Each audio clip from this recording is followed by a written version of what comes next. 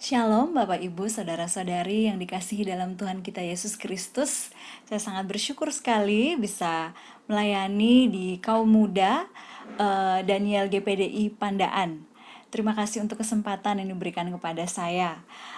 Sedikit perkenalan, nama saya adalah Isana Arisa Ina Muskadan Vola. Saya adalah seorang alumni dari salah satu kampus swasta di Surabaya, yaitu UK Petra.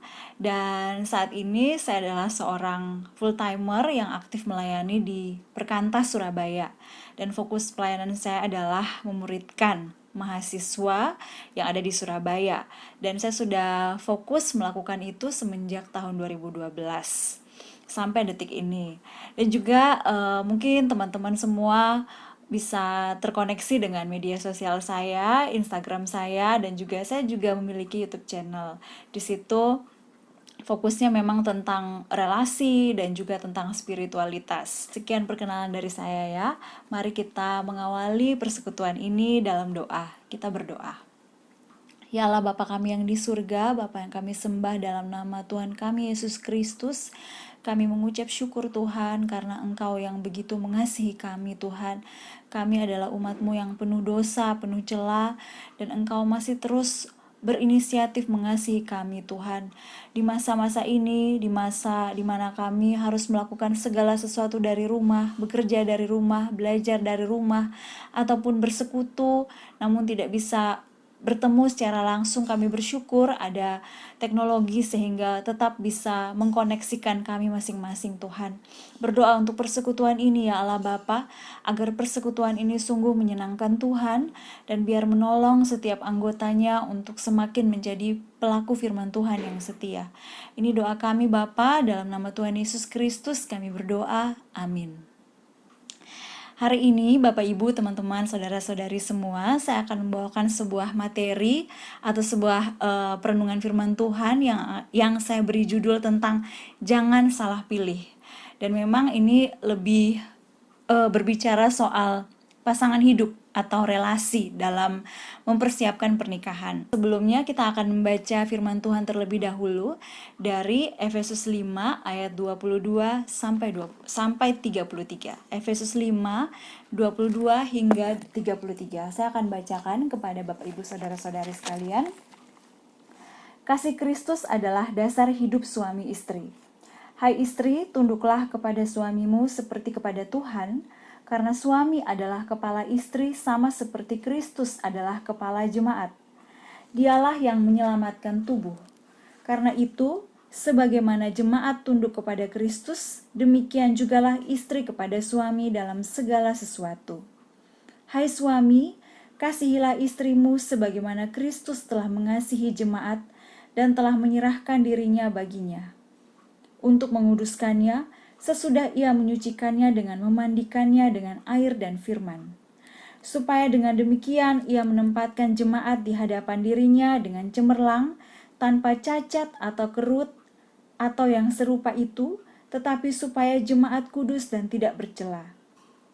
Demikian juga suami harus mengasihi istrinya sama seperti tubuhnya sendiri. Siapa yang mengasihi istrinya mengasihi dirinya sendiri. Sebab tidak pernah orang membenci tubuhnya sendiri, tetapi mengasuhnya dan merawatinya, sama seperti Kristus terhadap jemaat. Karena kita adalah anggota tubuhnya.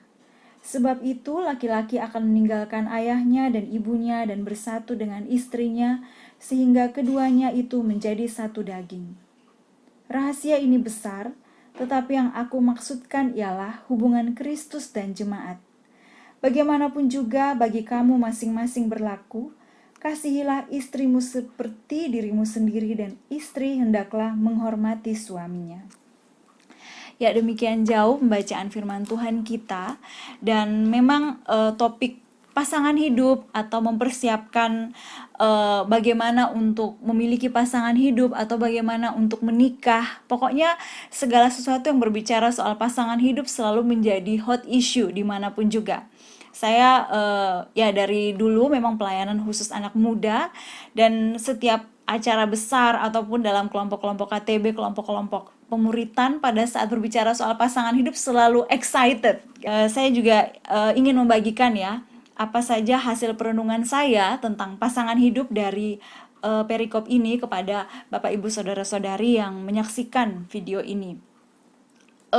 Di Efesus 5 ayat 22 sampai 33 ini mengatakan bahwa ada sebuah misteri pernikahan Kristen.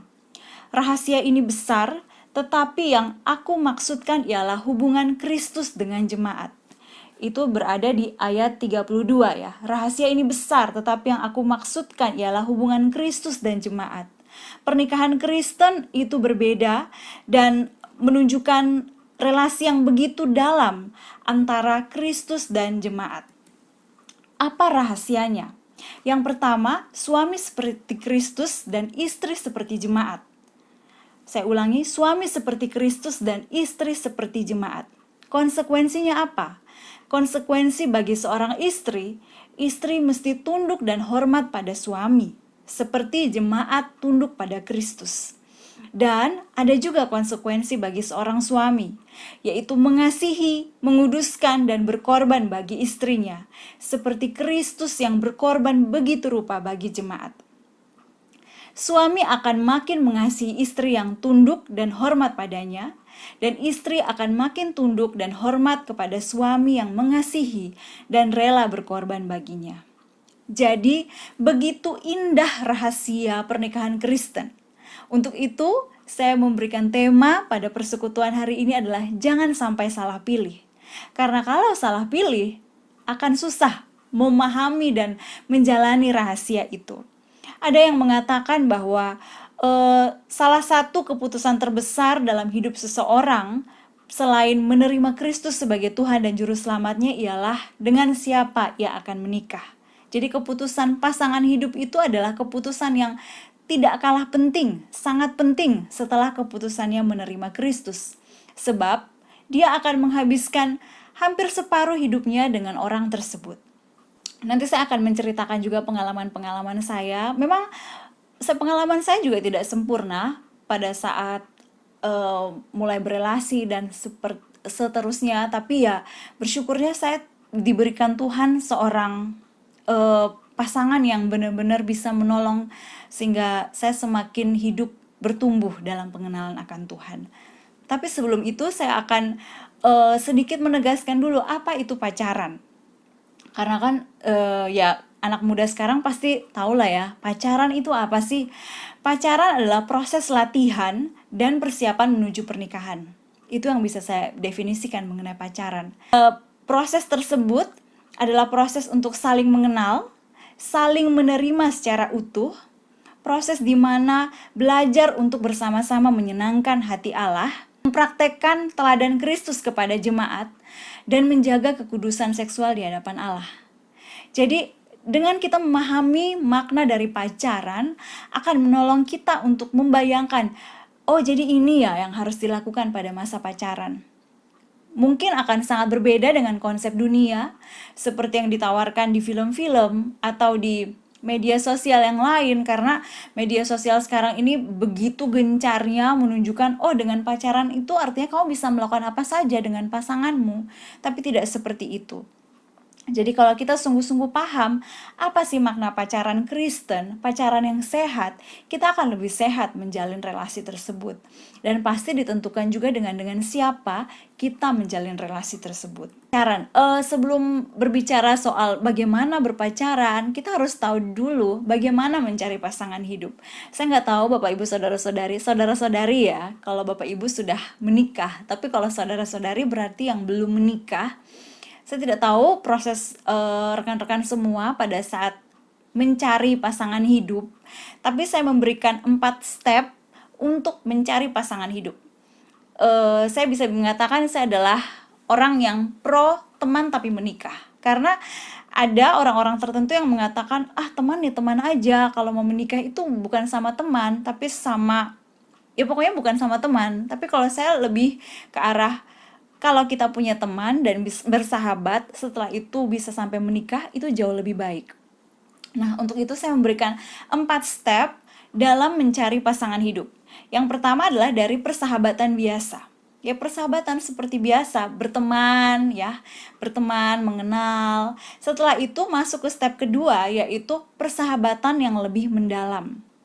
Jadi ini step dimana kita mengenal teman kita, sahabat kita, lebih dalam daripada orang-orang lain mengenal dia.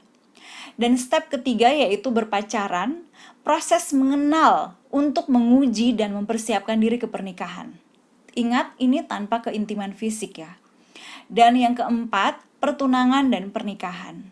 Jadi ada beberapa step. Yang pertama, biasa, relasinya itu biasa, berteman biasa, lalu bersahabat yang lebih mendalam, lalu berpacaran. Berpacaran itu kurang lebih mirip dengan bersahabat, tapi pengenalannya itu lebih dalam tanpa tanpa keintiman fisik yang dalam ya.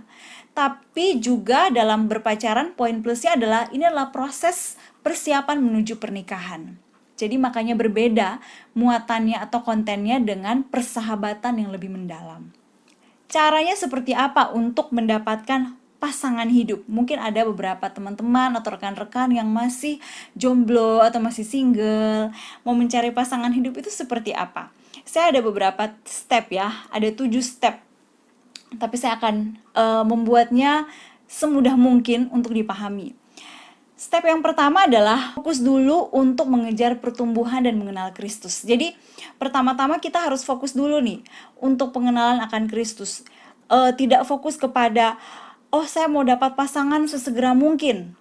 Tidak, tapi fokus dulu untuk menyenangkan Tuhan, untuk melayani Tuhan, untuk mengalami pertumbuhan. Kalau teman-teman saat ini masih lajang, ya gunakan kesempatan itu sebaik-baiknya untuk menyenangkan Tuhan, untuk melayani Tuhan.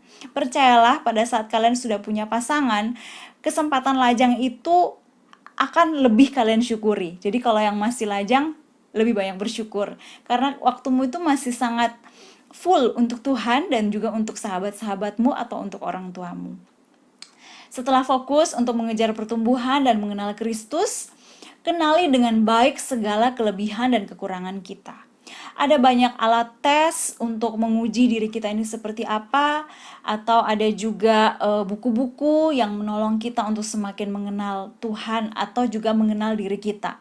Salah satu buku yang sangat baik itu adalah The Road Back to You. Kalau nggak salah ya, saya akan tunjukkanlah fotonya.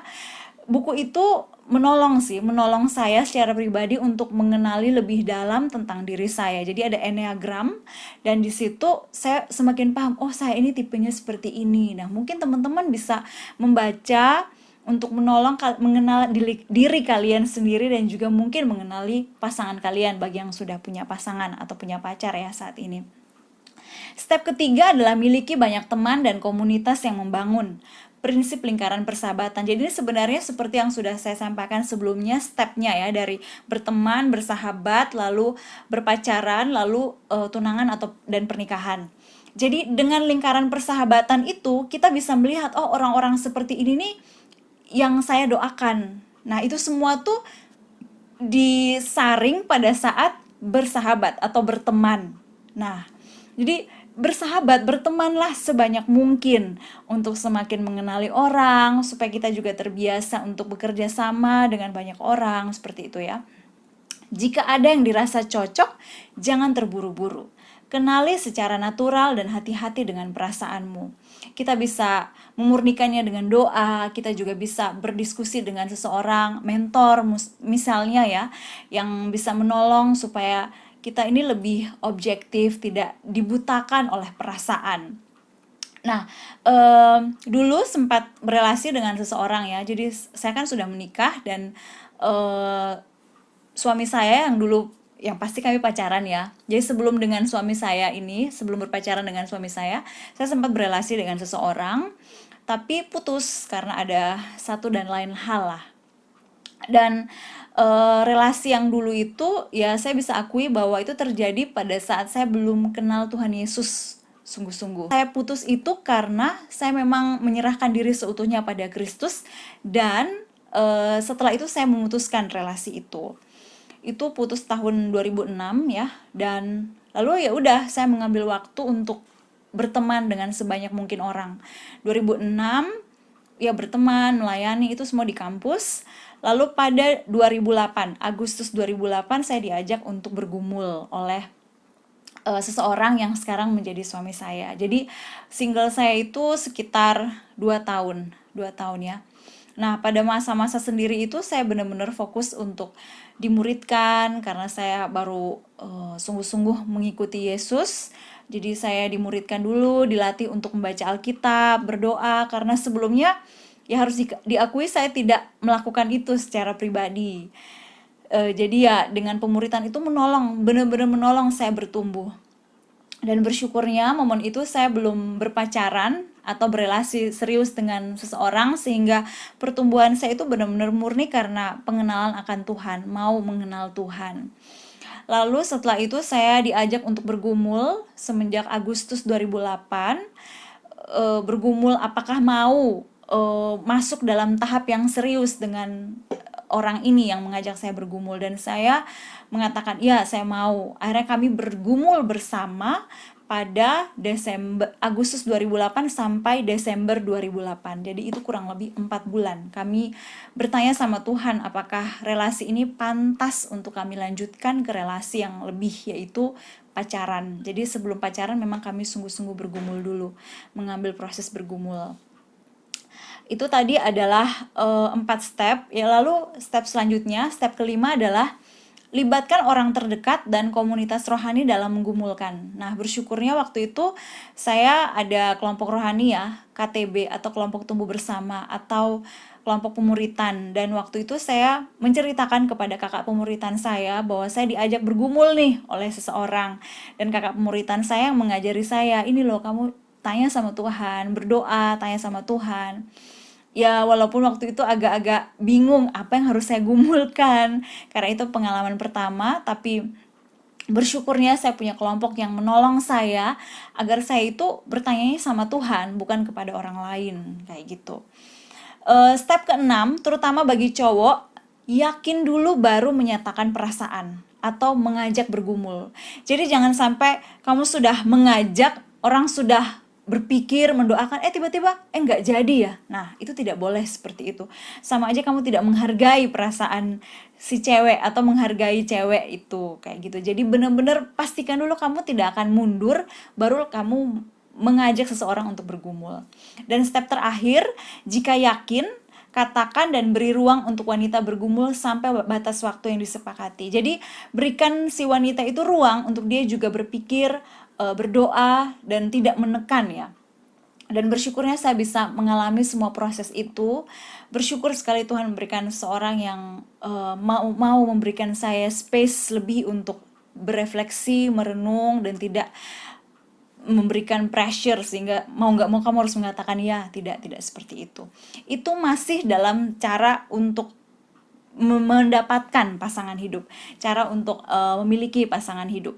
Nah sekarang bagaimana kalau sudah pacaran?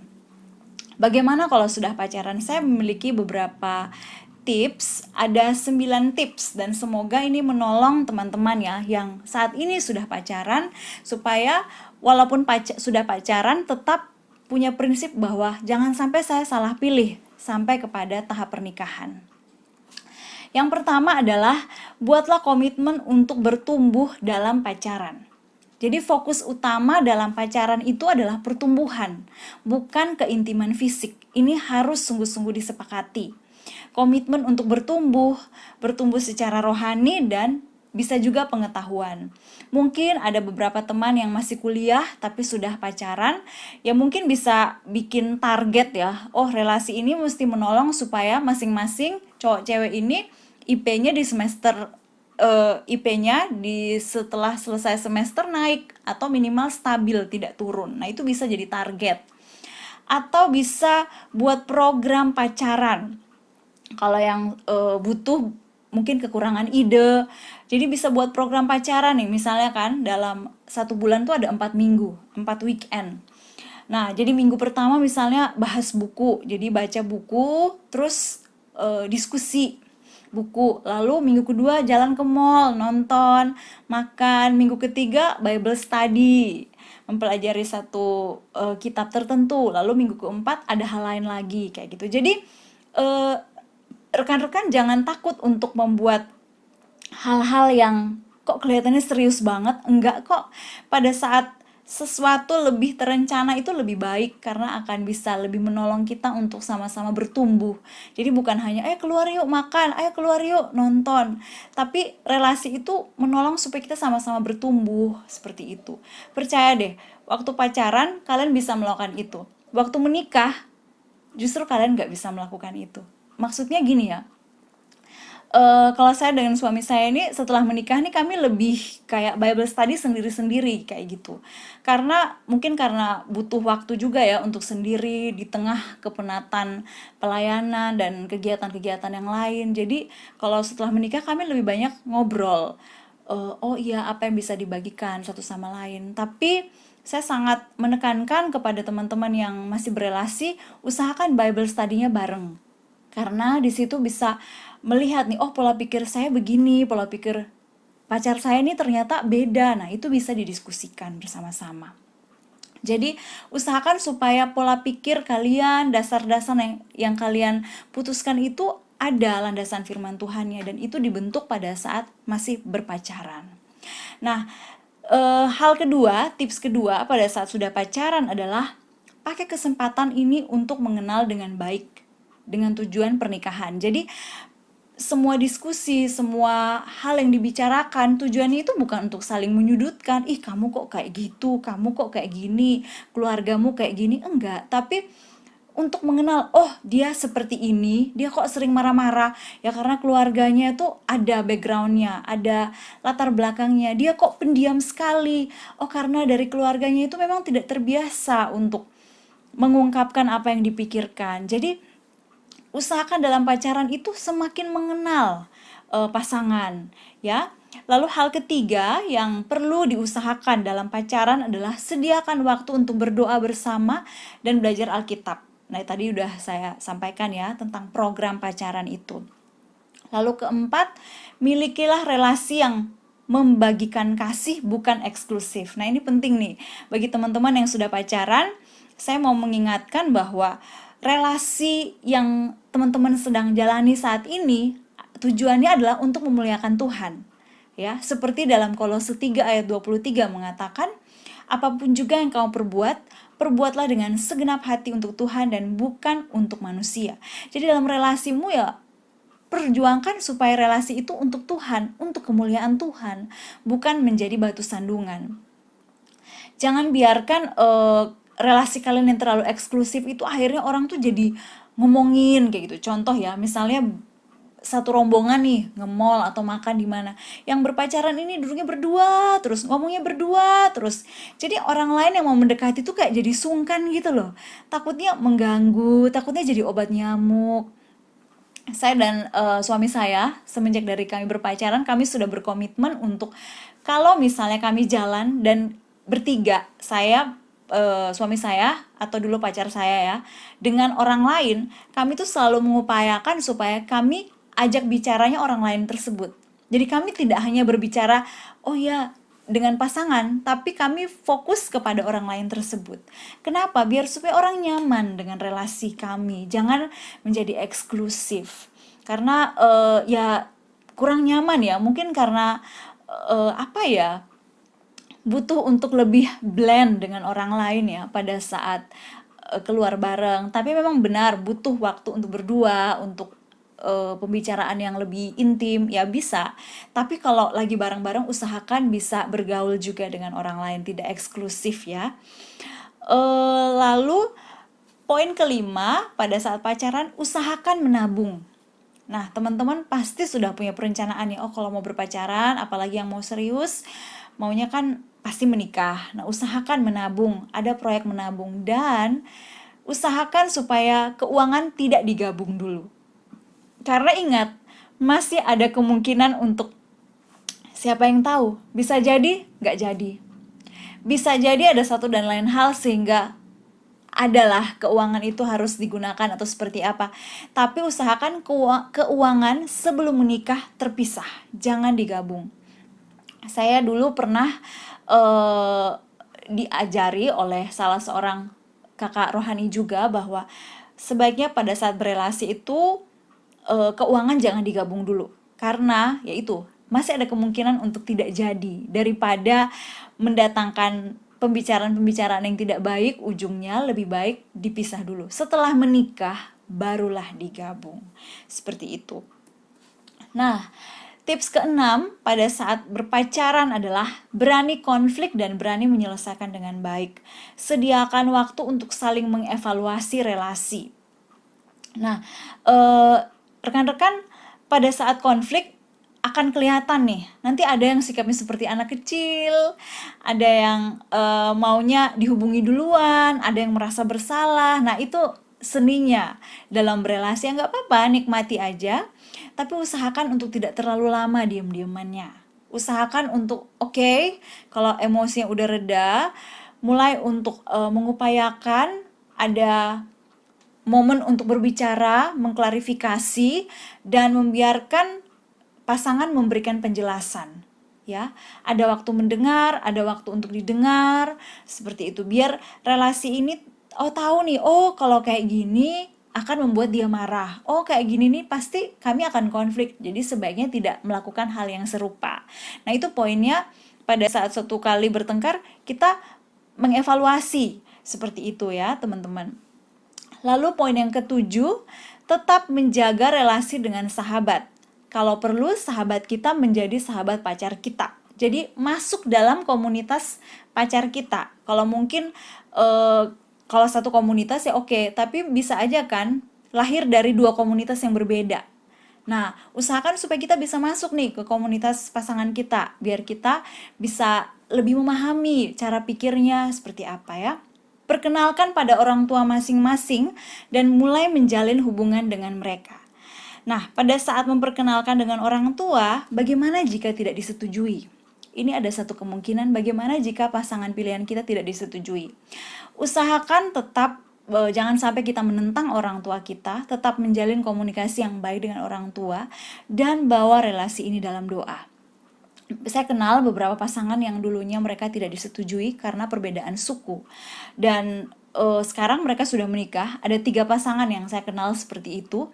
Jadi melihat memang perjuangannya tidak mudah. Hanya satu poin adalah mereka sabar menanti Tuhan yang menolong, Tuhan yang memimpin sehingga relasi itu direstui. Jangan sampai ada pemikiran ya udah kawin lari, atau melakukan keputusan-keputusan yang ekstrim. Usahakan untuk terus menjalin komunikasi yang baik dengan orang tua dan terus bawa dalam doa. Dan yang terakhir adalah kekudusan seksual. Poin kekudusan seksual ini memang benar-benar tidak mudah. Saya yakin tidak mudah bagi sebagian besar pasangan, tidak mudah ya, tidak bisa dipungkiri. Pada saat dekat dengan seseorang itu godaan untuk tidak kudus itu sangat besar. Nah, waktu berpacaran, saya dan suami saya berdiskusi nih tentang batasan relasi, dan kami waktu itu sepakat untuk pegangan tangan saja. Lalu juga kalau mau di kos, kamarnya itu mesti dibuka. Atau kalau mau Bible study bareng, waktu itu untuk menghemat karena belum ada penghasilan sendiri, kami memilih Bible study di rumah kakak KTB atau kakak pemimpin rohani saya. Kayak gitu. Nah, pada saat saya melayani anak muda, banyak kok saya menemukan anak-anak muda tuh ternyata tuh sudah kekudusan seksualnya itu sudah dilanggar kayak gitu. Bagaimana jika sudah terlanjur? Ada beberapa kali soalnya saya menghadapi hal-hal seperti ini. Mungkin yang pertama yang bisa dilakukan adalah digembalakan. Jadi menceritakan kalau sudah terlanjur melanggar kekudusan seksual tersebut, menceritakan kepada mentor atau kakak rohani dan digembalakan. Diingatkan. Tapi jikalau sudah diingatkan dan tidak berubah, kalau saya secara pribadi menganjurkan untuk putus atau break, atau ya intinya adalah mengambil waktu mundur untuk sama-sama memikirkan dan mendoakan relasi ini secara serius. Jadi supaya relasi ini tidak terus-menerus ada dalam dosa atau perzinahan, seperti itu rekan-rekan. Oke, dan pada saat berpacaran, bagaimana jika ada pasangan yang selingkuh? Nah, ini nih, kalau masih pacaran ya, ini masih pacaran belum menikah. Bagaimana jika ada pasangan yang berselingkuh? Sederhana sih, saya juga akan menyarankan untuk mundur selangkah, kembali mendoakan relasi ini. Sebab, jikalau masih berrelasi atau berpacaran saja sudah berani selingkuh, apalagi kalau sudah menikah. Jadi, benar-benar dipikirkan matang-matang. Ingat, masa berpacaran adalah masa perkenalan. Itu bukan berarti itulah orangnya, masih ada kemungkinan untuk putus. Jadi sungguh-sungguh jaga kekudusan dan terus libatkan komunitas agar kita tidak bergumul sendiri. Nah, rekan-rekan, kalau misalnya punya pertanyaan, saya nggak tahu apakah rekan-rekan bisa bertanya ke kakak rohani, atau jika mau bertanya secara pribadi ke saya juga bisa lewat media sosial saya, seperti itu ya. Oke, kita satu dalam doa, kita berdoa ya. Ya Allah Bapa di surga, kami mengucap syukur untuk pemberitaan firman Tuhan hari ini. Sungguh meminta belas kasihan Tuhan untuk setiap anak-anak muda di persekutuan ini yang mungkin sedang menggumulkan tentang relasi. Tuhan tolong agar mereka tetap kudus menjalin relasinya dan jangan sampai mereka salah pilih. Dan biarlah pada saat mereka masuk dalam relasi pernikahan, semua itu menyenangkan Tuhan. Ini doa kami dan kami sungguh berdoa untuk bangsa dan negara kami Tuhan. Tuhan pulihkan kondisi bangsa dan negara kami. Tuhan yang pimpin Bapak Jokowi dan semua orang-orang yang menolong Bapak Jokowi dalam memerintah, mengatur negara ini. Berikan kekuatan, hikmat dari Tuhan. Ini doa kami Tuhan. Kami juga berdoa untuk setiap orang yang terinfeksi corona. Kami mohon agar Engkau yang memulihkan, menguatkan mereka, memberikan kesembuhan. Dalam nama Tuhan Yesus Kristus kami berdoa. Amin.